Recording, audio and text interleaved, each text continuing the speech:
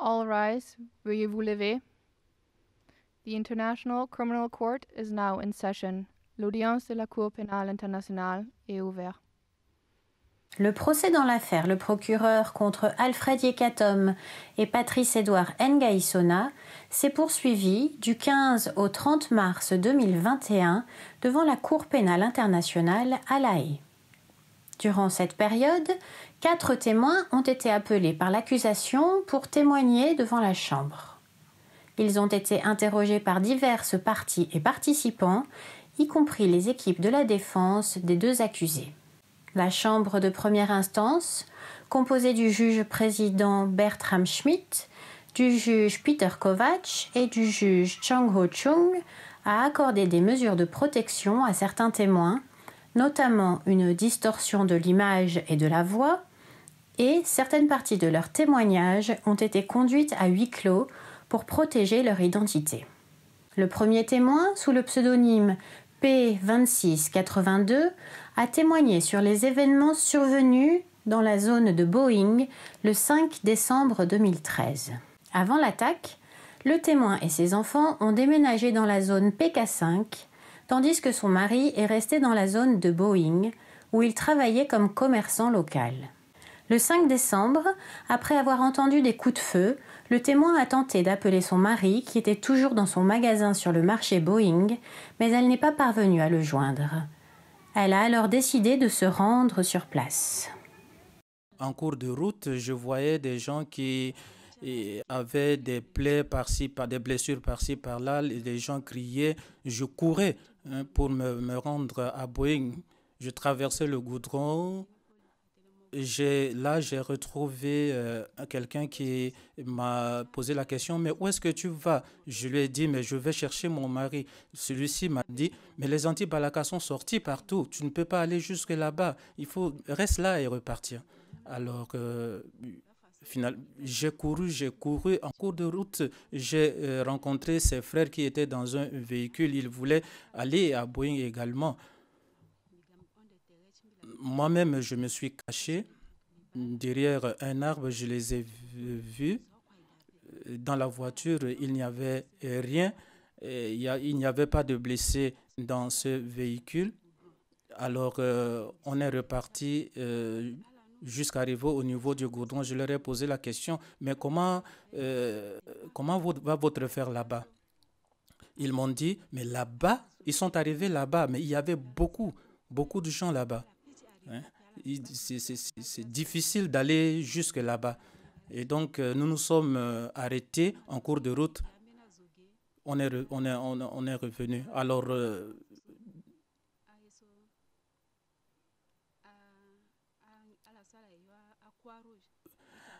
nous sommes revenus chercher les agents de Croix-Rouge pour aller transporter les corps et les ramener.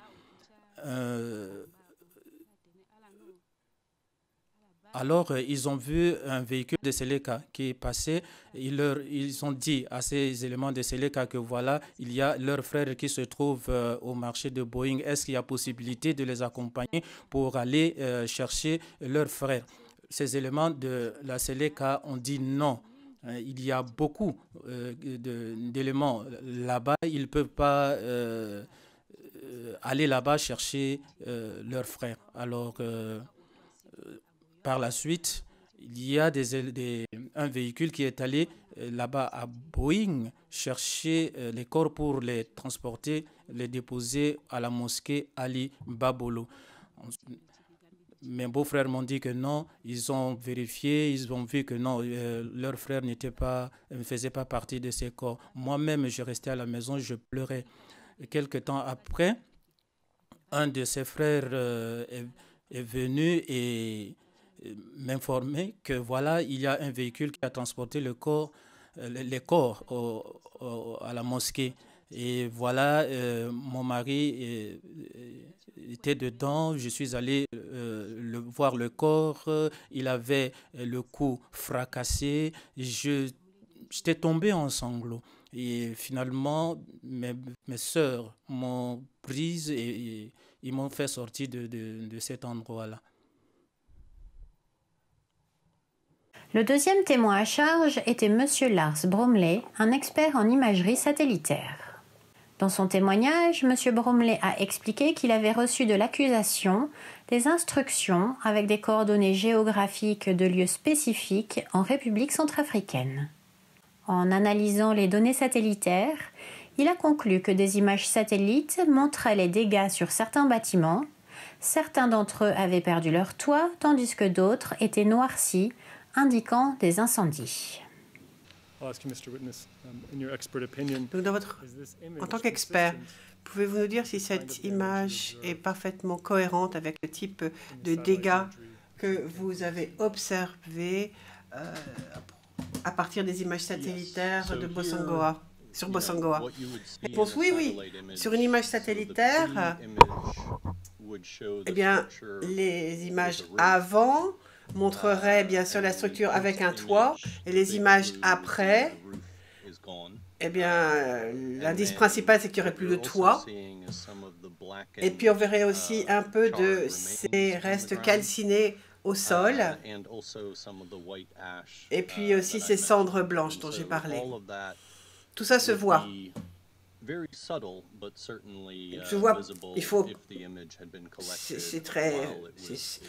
Ça se voit, c'est pas vraiment... Il faut le chercher, mais ça se voit.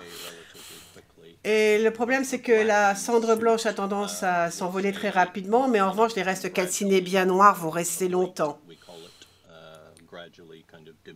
Et vont ensuite petit à petit s'atténuer. Mais le premier indice, c'est le fait qu'il n'y ait pas de toit et le fait qu'il y ait des zones calcinées au sol. C'est évident.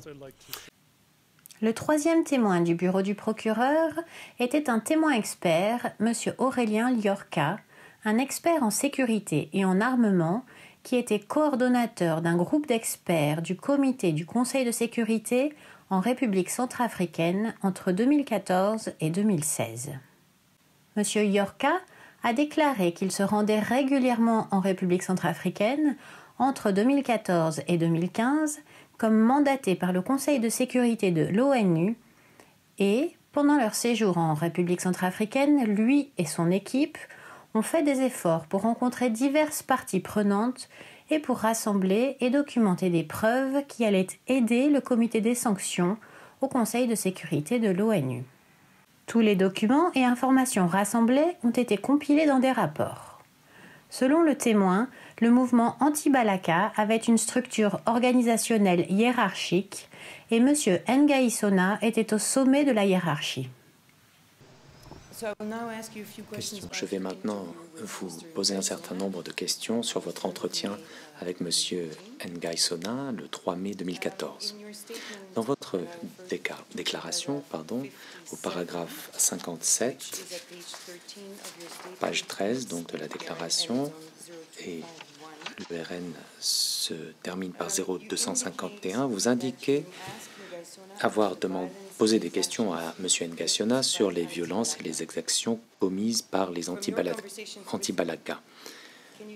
Sur la base de vos entretiens avec lui, est-ce que vous pouvez nous dire dans quelle mesure il savait que les exactions avaient été commises par les anti-Balaka?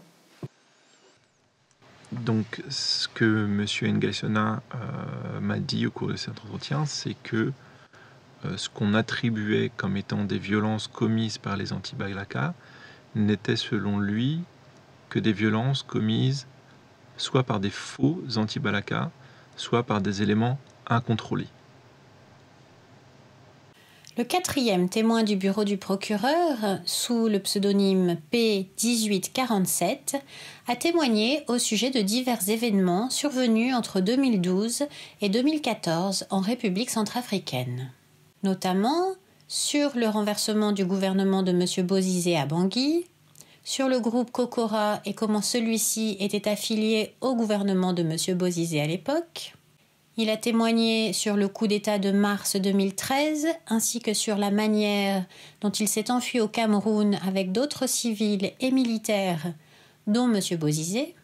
Il a enfin témoigné sur les réunions anti-Balaka au Cameroun pour lutter contre le retour de M. Bozizé à sa position antérieure. Le témoin a décrit M. Ngaïsona comme un chef de quartier. Une autre question au sujet de votre déclaration. Il s'agit de l'ERN avec la page se terminant par 1553, le paragraphe 121. Dans ce paragraphe, vous déclarez,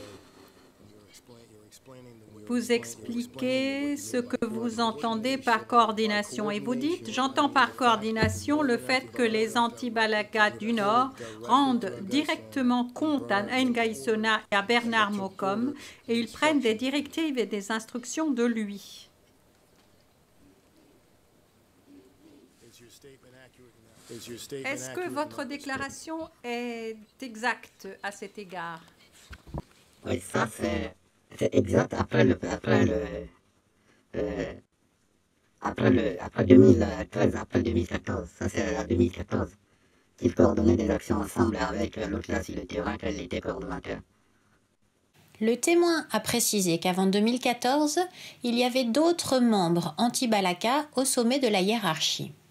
En 2014, le groupe anti-Balaka a été restructuré et ce n'est que à ce moment-là que M. Ngaïsona a été nommé coordonnateur du groupe. Le témoin a également témoigné au sujet des paiements financiers qui ont été versés aux membres anti-Balaka sur le terrain afin qu'ils puissent continuer à se battre.